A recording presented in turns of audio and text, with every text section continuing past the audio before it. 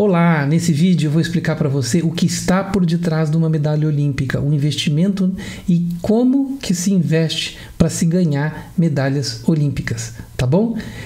Este vídeo a gente está refazendo ele porque o primeiro saiu com problema de som, mas fica até o final para ver qual é a conclusão, que é a parte especial de todos os dados que eu vou apresentar aqui para você, tá bom?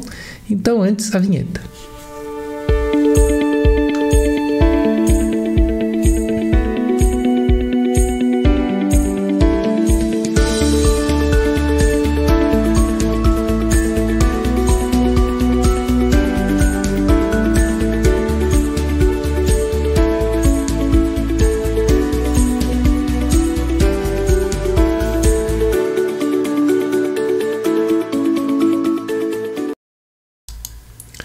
Ok, para você que não me conhece, meu nome é Vitor, eu sou economista formado pela USP, me curei de um câncer no ano 2000 de forma extraordinária e desde então trabalho com terapia, yoga e meditação que me ajudaram no processo de cura. Sou aluno e biógrafo do professor Hermógenes, a principal referência do yoga no Brasil, sou professor assistente autorizado de Ashtanga Yoga de Lino Miele, a principal referência mundial do Ashtanga Yoga, né, referência histórica, e sou ordenado pelo mestre Thich Nhat Hanh, o pai do Mindfulness. Mas vamos direto à exposição do nosso tema aqui. Então, para entender, a gente vai usar o quadro de medalhas. Rapidamente aqui eu quero passar com você. Nós tivemos 39 medalhas de ouro para os Estados Unidos em primeiro lugar, que vocês podem verificar aqui, né? 39 medalhas. E nós temos aqui, na ordem, né? China, Japão, Grã-Bretanha, Rússia, Áustria, Países Baixos, França, Alemanha, Itália, Canadá, Brasil e Quênia. Eu coloquei o Quênia aqui, que é o 19º, porque ele vai ajudar na nossa argumentação a perceber algumas coisas. Primeiro dado que a gente precisa relevar é ver que a relação de ouros, o primeiro dado que a gente percebe, né, é que a classificação que é feita com base no ouro está muito relacionada com o quadro geral de medalhas. Quem disputa mais pódios é quem tem mais chance de ganhar medalhas, né? Então você vê que tem uma relação aqui. Tem alguns países com mais eficiência, o Brasil tem razoável eficiência, né? De 21 pódios, 7 medalhas de ouro, quase um terço, né, da gente conseguir uma medalha. O Quênia tem uma boa relação, né? Os Estados Unidos já tem mais disputas, né, de pódio e aí consegue mais medalhas de ouro. Vamos ver essa relação agora com a posição deles em relação ao Rio de Janeiro. Como é que foi no Rio de Janeiro? Estados Unidos em primeiro, né, a China ficou em terceiro, o Japão ficou em sexto, melhorou bastante a sua posição. A Grã-Bretanha, que estava com muito efeito da Olimpíada de Londres, teve uma condição pior, né? E o Brasil aqui a gente pode ver teve uma melhora, né, de 14ª posição para 12ª posição, né? O Quênia uma pequena piora de 16º para 19ª posição. Aqui uma flutuação, né, entre esses países. Você vê uma queda maior da Alemanha, ok? E aí nós temos aqui uma melhora significativa da Austrália, né? De 11º colocado para 6º colocado na Olimpíada do Japão, ok? Esses dados então da Olimpíada do Japão. A primeira conclusão que eu quero que vocês percebam está muito relacionado aos primeiros lugares de medalhas com o PIB. Então existe uma influência econômica inegável, né? Os primeiros 4 lugares são as primeiras 5 economias. Há uma variação aqui nas outras economias, né? Mas ainda são as grandes economias do mundo. O Brasil, 12ª economia, né, ocupando o 12º lugar, né? Nós temos a Austrália com uma economia um pouco menor ocupando um lugar bem melhor, e aqui a gente tem uma influência do fator cultural. A prática de esportes na Austrália tem uma questão cultural bastante presente nisso, né? E aí nós temos o Quênia aí numa condição diferenciada, e a gente vai entender que aqui tem um componente cultural bastante importante. Vamos em frente para não perder tempo, porque a gente tem bastante coisa interessante para mostrar para você. O PIB per capita, dividir a renda pela população, não dá uma correlação. Os dados variam muito em relação ao posicionamento aqui, tá? Se a gente olhar o IDH, ou seja, a qualidade de vida, né, o índice de desenvolvimento humano, também há uma variação muito grande, né? O país assim com o melhor IDH entre os principais medalhistas aqui a gente olhar a Alemanha, né? Mas ela fica em 9º lugar no quadro de medalhas, é o 6º IDH, né? Os primeiros 5 IDHs do planeta não estão no quadro de medalhas. medalhas, com as principais medalhas de ouro. Se a gente olhar na distribuição, o coeficiente de Gini é um coeficiente de distribuição. Aí nem de perto também dá uma correlação. O Brasil é um dos piores países do mundo. Você vê que o número do Brasil de distribuição de renda é alto, porque é um dos piores, tá? 53,4. Nesse caso aqui, você vai ver que o melhor índice, né, de Gini é da Holanda, melhor distribuição de renda, e ela fica em 7º, né? Então a questão da distribuição de renda não é um fator. Outro fator curioso que a gente pode correlacionar é o investimento em educação, porque muito do esporte está relacionado à área de educação dos jovens, e isso você vê que, curiosamente, os investimentos variam de 3,5 a 6,3. O Brasil é o país que mais investe em educação desses países do pódio, né, em relação à porcentagem da economia. Mas a gente tem que levar em conta o seguinte: nós temos uma questão social que eu já apontei aqui, é a pior, né, a pior distribuição econômica de todos, né? Então não quer dizer que necessariamente o investimento é muito similar, ele não dá uma correlação com o pódio. Então a gente vê que os dados econômicos, eles mostram, na verdade, uma verdadeira correlação com a renda geral do país, né? Aí sim nós temos uma correlação direta, tá? Então guarda essa informação, que isso é importante para a gente chegar numa conclusão. Agora vamos em frente aqui, que eu quero mostrar para vocês. Aqui nós temos o dado que eu quero mostrar aqui. Deixa eu encaixar aqui direitinho para ficar bom para vocês verem. Ó. O Brasil, no vôlei, até 1984, já tinha ganho uma medalha de prata, a geração de prata, né? Nós temos aqui o Bernard, o William, Montanaro, né, do bloqueio, pelo que a gente está vendo aqui, é o time da Pirelli, né, contra o time da Atlântica Boa Vista.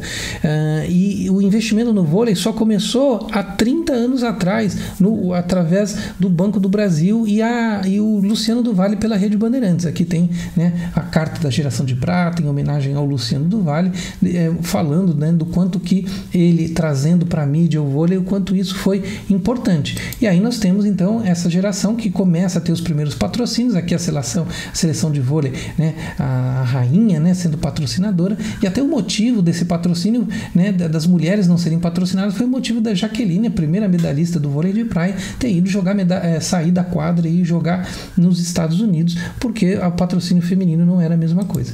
São 30 anos de investimento estatal do Banco do Brasil, né, gerando as 3 medalhas de ouro no masculino, as 2 de prata, 2008 e 2012, e 2 medalhas de ouro no feminino e 2 de bronze, né? No vôlei de praia, no masculino, 2 de ouro, 3 de prata e 1 de bronze, e no feminino nós temos ouro, né, 1 de ouro, 4 de prata e 2 de bronze, tá bom? Então, assim, investimento estatal, 30 anos do Banco do Brasil investindo. Aqui nós temos a redução de investimentos, que surge depois da Olimpíada, começa a cair, né, depois da Olimpíada de 2016, e o fim do Ministério dos Esportes, né? Então você tem os investimentos em declínio no Brasil em relação à base de esportes e o desenvolvimento de atletas. Vamos entender um pouquinho como esse investimento no Brasil é feito. Os esportistas, quando ganham medalhas, eles ganham os prêmios correspondentes à medalha, né? 250 mil para medalha de prata, 150 mil para medalha de bronze, 100 mil para, né, 150 mil para prata e 100 mil para bronze. Se é em equipes, né, são 500 mil ouro, 300 mil prata, 200 mil bronze. E se é atletas, grupos com maior coletividade, né, mais do que 6 atletas, aí o valor é 750, 450 e 300. Aí nós temos quem ganhou medalha de ouro. E aqui é uma tabela bem importante, tá? Então eu quero, assim, presta bastante atenção aqui, tá? Para você entender quem está pagando os atletas que ganharam medalha de ouro, que isso já nos ajuda a entender bastante a questão do financiamento, tá?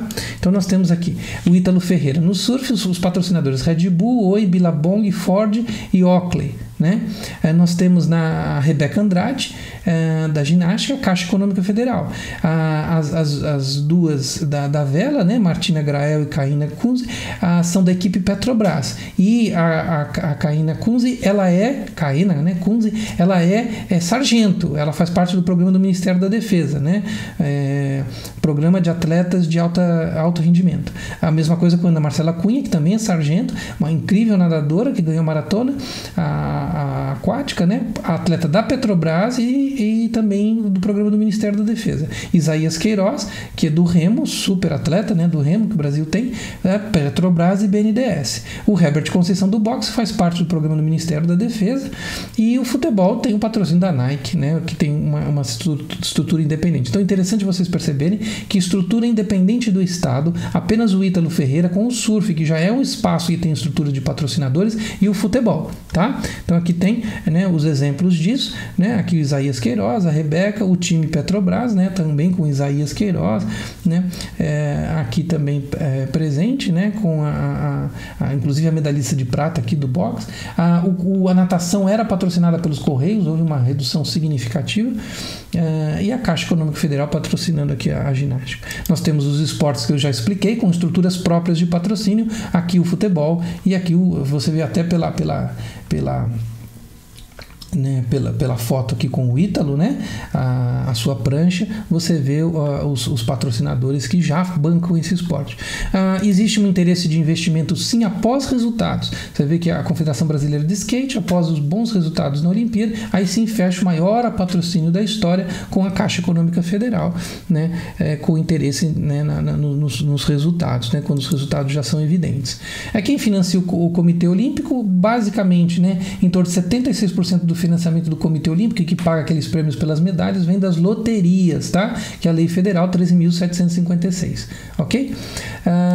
Além disso, eles têm uma verba que eles recebem do Comitê Olímpico Internacional, que é o uso de imagem, que é equivalente a 22% do orçamento do COB, e aí tem demais valores que vêm de patrocinadores. No caso, para o próximo ciclo olímpico, TIM, a XP Investimentos e a Prevent Esportes, ok? Um fator que eu quero destacar com vocês é que existe uma questão cultural muito forte, então é investir nesse aspecto cultural que o país tem, essa condição, faz uma diferença nesse quadro de medalhas, né? Então nós temos no caso do Quênia, que era o exemplo que eu queria mostrar para vocês, que acaba dando uma distorção, né, na questão do fator econômico. Por quê? Porque eles têm uma estrutura, né, muito significativa favorável aos maratonistas, né? Tem a questão, né, nessa região, né, do Grande Vale do Rift, a famosa cidade de Iten, tem os corredores mais rápidos do mundo nessa cidade. Eles têm, o Quênia é muito pobre, e os atletas que ali moram são os grandes homens de negócio da região. A altitude local favorece por causa da questão da oxigenação, reforçando a capacidade cardíaco-pulmonar desses atletas. Então, eles treinam a 2.400 metros de altitude, e aí surge talvez um dos maiores atletas, né, que a gente tem registro, né, que é o Kipchoge, o maior atleta da história da maratona. Então a gente vê que o dinheiro ele vai atrás de oportunidade também.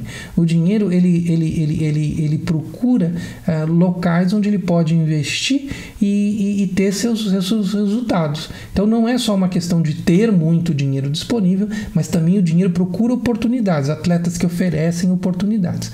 Um exemplo disso é a questão, por exemplo, do tênis. O tênis já é um esporte que já tem uma estrutura de marketing própria, e aí quando se junta, por exemplo, no caso da Naomi Osaka, né, uma atleta que pode ter uma forte condição de marketing, né, não só no Japão, nos Estados Unidos, né, por ser negra, ao mesmo tempo ser japonesa, ser uma atleta jovem, engajada, isso faz com que hoje ela seja a atleta mais bem paga do mundo, que não era o que acontecia com a Serena Williams, que se esforçou muito para receber bons contratos e bons pagamentos, e nós temos aqui, por exemplo, a Sharapova, que não era uma atleta no mesmo nível da Serena Williams e que tinha contratos milionários. Então você vê que tem outros fatores além da performance, a questão do marketing por detrás disso.